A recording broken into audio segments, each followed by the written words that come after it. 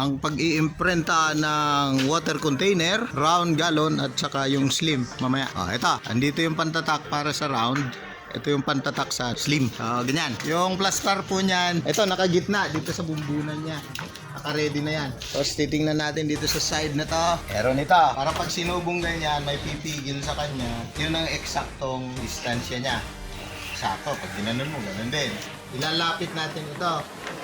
Kailangan mga ganyan lang. Para bumaba siya. Yan, mababa na. Mas maganda pag ganun. Ready na po. Ito yung ink niya. Yan. Parang paste. Parang cola. Cola. Yung Spanish ng paste. So, 2 parts nito. 1 part nito.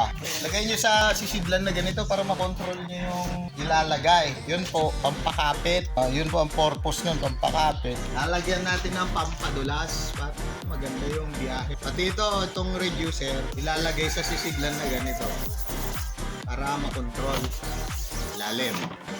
Nalagyan ganyan, medyo patuyuin bago maglagay ng dito, demo naman, haluin mabuti. Magigets nyo yung tamang lapot niya, yung pinakamaganda. Nasa actual na po kayo ng pag-imprenta. Gano'n. Tapos tinaas, tinolak. May flooded na yun. May laman na. Testing natin. Tamang lagan lang na ganyan, suabe yung hila. Ano yan? Oops. Lalala.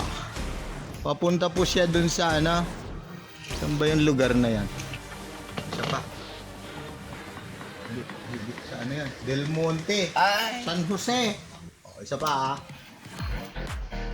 ganun ang dali-dali. Yung pagbalik na ganun para ma-flood. Yan. Perfect sana pero may dito may lubak. Yan. Yan po yung nangyayari. Pag luma po yung galon ninyo, papangit. Pero at least yan, maganda. Ngayon, basta may lubak yung ninyo, yun po ang mangyayari. Yan ang nagiging problema. So, ganyan. Naka-print na po tayo. Simpleng ganun lang po.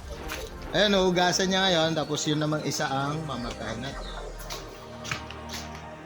Yung paghugas po, uunahin yun.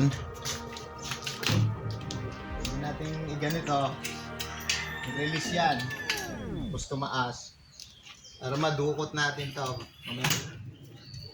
Pero pwede na rin maghugas dito kahit dito na lang. Yan, natapos natin yung round sa naman mamaya. Slim.